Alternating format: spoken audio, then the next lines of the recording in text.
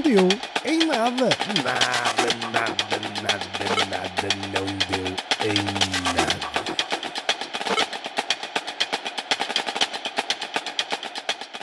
Esse retângulo sagrado, esse objeto reverenciado como se fosse o relicário da sabedoria humana, essa pilha de folhas mortas, impressas com pretensão intelectual, elevada à categoria de tótem por civilizações desesperadas por encontrar sentido, e por aí continuam, numa existência caótica, romantizado por gente que acredita que sublinhar frases é o mesmo que pensar. É chegada a hora de enfrentar a dura realidade, com tinta negra e sarcasmo encarnadíssimo, se viverem em certas zonas privilegiadas de Portugal. O livro é a invenção mais sobrevalorizada da história. Transformámos uma pilha de árvores num símbolo de inteligência e nem sequer passámos da capa. Comecemos com a hipocrisia fundamental. Ninguém lê. É o óbvio ululante para choque inicial das massas. As pessoas não leem. Elas compram livros, empilham livros, decoram salas, postam fotos de livros em cafés conceptuais com títulos armados ao pingarelho e insustentável leveza de metalinguagem pós-colonial em perspectiva holística e de hoje para amanhã o amor. Mas ler mesmo, linha após linha com digestão lenta e pensamento crítico, queimando pestanas e cegando o olhar, preferem uma sinopse no YouTube, lida por um influencer com dislexia. Vivemos na era da estética literária. Ler é secundário. Ler é lento e a velocidade não para de aumentar. O importante é parecer que se leu. Quantos livros tens? Ainda mais importante. E de quantos desses ficou alguma coisa? A verdade cruel, a maior parte das estantes que exibimos, orgulhosamente, nas nossas casas, são monumentos ao auto-engano. Não lemos livros. Adotamos livros. Atribuímos-lhes valor. Eles ficam ali, parados, imponentes, julgando-nos silenciosamente um pouco para lá da capa. Livros como acessórios, livros como estatuto, livros como decoração, livros que nos fazem parecer mais do que somos. E os e-books? Esses ainda são piores. São equivalente digital da culpa intelectual. Estão lá todos, em filas infinitas no Kindle, esperando eternamente por uma atenção que nunca virá. A leitura profunda, perdoe-me a redundância, mas estamos neste tempo, é um mito romântico com cheiro a mofo. Falam-nos da leitura como se fosse um sacramento. Como se ler fosse transcender, crescer, iluminar, e todos esses verbos que agigantam o ser humano. Convenhamos. A maior parte dos livros são cópias de cópias de cópias de cópias. Tipo feed de influencer. A nova teoria revolucionária de hoje é uma reciclagem pálida de Aristóteles, misturada com uma TED Talk e diagramas no Canva. A ficção contemporânea é uma sucessão de personagens traumatizadas com empregos indiferentes, a terem epifanias em cafés com nomes franceses. E os clássicos? Um festival de parágrafos de meia página, demasiado gigantes para o nosso olho tão pisco, onde cada frase é uma maratona sem pontuação, enfiada à força em currículos escolares e vomitada por adolescentes em exames que não lembram a ninguém. Não nos deem mais que um slogan, por favor. Mais que 3 palavras é uma descrição do ramalhete. Falemos da indústria editorial, uma linha de montagem de mediocridades encadernadas. Publica-se tudo. E esse tudo é muitas vezes nada com aspas. Livros de autoajuda com títulos imperativo, acorda, voa alto, descobre o teu eu interior enquanto ficas rico sem fazer nada, romances juvenis que são fanfics reformatadas por algoritmos a cavalo nas hormonas, biografias de pessoas vivas que ainda não fizeram nada, mas deixa lá ver, mas têm vontade e boas relações públicas. E poetas de redes sociais que acham que uma linha mal pontuada com espaços dramáticos é uma obra-prima. Não me toque, estou inteira, em ruínas. O meu número segue na próxima página. A verdade, escreve-se muito, publica-se demais, lê-se parca e porcamente. O livro, em tempos, foi uma arma moral. Nada dá mais prazer a um certo tipo de gente do que dizer isso está no livro. Está tudo nos livros, exceto o analfabetismo.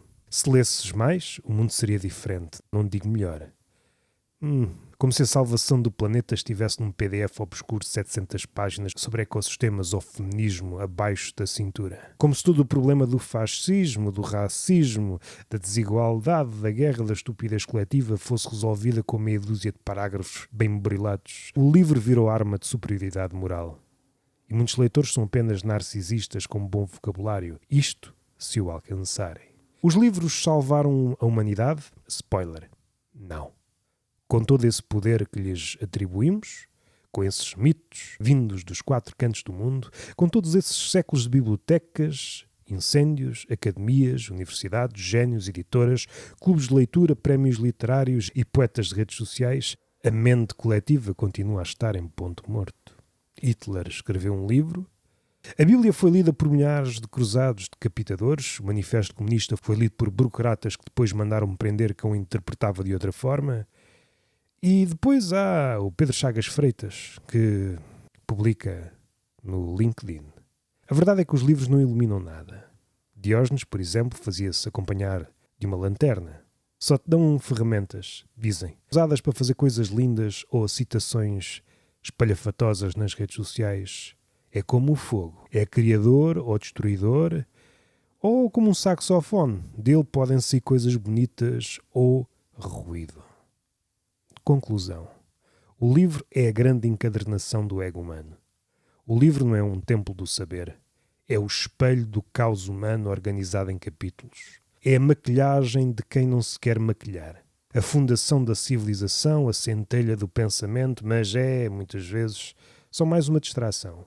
Um objeto de fé, um placebo cognitivo. O livro não salva, não purifica, não redime. Ele apenas existe, quieto, fechado, cheio de promessas que raramente cumprimos.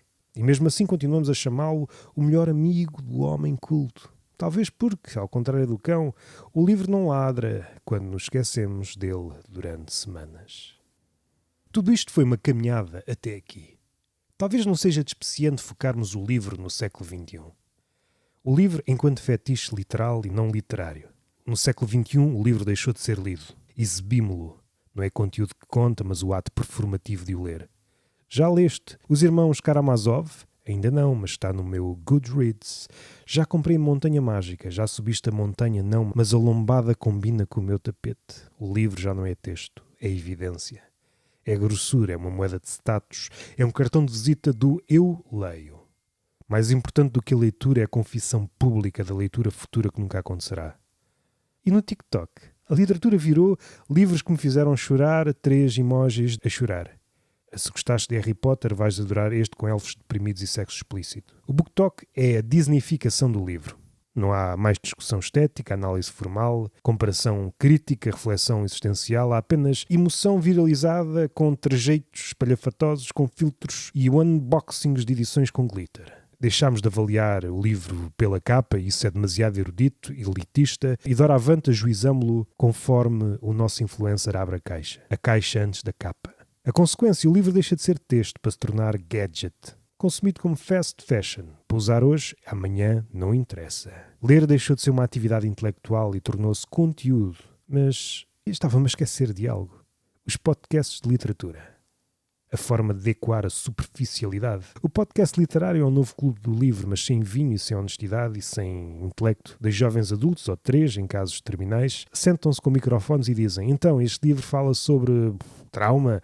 Sim, trauma é muito importante. Gostei deste livro, não sei porquê. Gostei da escrita, não sei porquê. Achei fluido. E então, qual foi a tua personagem favorita? Porra, vamos falar de outras coisas. Falar de livros chateia. É conversa de bar disfarçada de análise académica. Não há desconstrução crítica, não há densidade teórica, há apenas tagarelice terapêutica em formato MP3. E depois vendem tote bags com frases tipo: a literatura salva, salva, mas é... O podcast literário é o equivalente auditivo de um marcador fluorescente. Só serve para sublinhar o óbvio. Há um novo flagelo a aparecer com vigor. É o livro de decoração, o cadáver mais honesto da literatura. Chegamos ao auge da comédia. O livro como objeto inanimado de design de interiores. Ele que era exatamente o oposto disso durante séculos. O símbolo do conhecimento, do pensamento, a acontecer-lhe exatamente a mesma coisa que aconteceu ao burro. O burro era um animal que simbolizava a inteligência. Hoje, o burro é apenas burro. O burro é um burro, é um burro. Entras num apartamento moderno e vês uma pilha de Chanel em cima da mesa do centro, o Sapiens, estrategicamente pousado, nunca aberto além da página 3, Milk and Honey ali na mesinha, como se fosse a bíblia minimalista da geração Instagram, como se fosse Moby Dick, e claro, estante por cor, onde Nietzsche está ao lado do Paulo Coelho por campos são vermelhos. O livro já não é texto, é mobília, é um vaso disfarçado, um tijolo simbólico, é IKEA com pretensão intelectual. Literalidade tóxica. O leitor do século XXI não lê para pensar, lê para acumular medalhas invisíveis. Quantos livros no ano? 50? 100? Pouco importa se compreendeu. Refletiu, interiorizou, articulou no seu discurso do dia-a-dia. O importante é metas de leitura. Olha para ele, um gestor de parágrafos. Ler virou maratona gamificada. Quem lê mais rápido é mais culto, pensam eles. O livro deixou de ser mundo. É XP cultural. E isto é um RPG de queguinchas, um jogo de colecionar lombadas. Avancemos com exemplos cotidianos da morte literária. A selfie na FNAC, uma foto com uma pilha de best-sellers como se fossem troféus de caça. Oh, olhem para estes perdizes que vêm de fora. O leitor de avião abre o livro só no embarque, adormece na página 3, que calha a ser branca, e tira uma foto com a capa na janela. Olha para ele, o clube de leitura corporativo. O booktalker de 16 anos que anuncia a leitura que mudou a minha vida e é sempre um romance de vampiros. O decorador de interiores escolhe os livros pela lombada, não pelo conteúdo. O livro no século XXI é o túmulo do pensamento. A literatura já não vive na página, vive no story, no podcast, na estante curada. Não é texto, é identidade portátil, não é reflexão, é performance. O livro morreu. O cadáver está no centro da tua mesa, em capa dura, edição de luxo, a fazer pandan com o teu vazio. E ainda plastificado. O livro não deu em nada.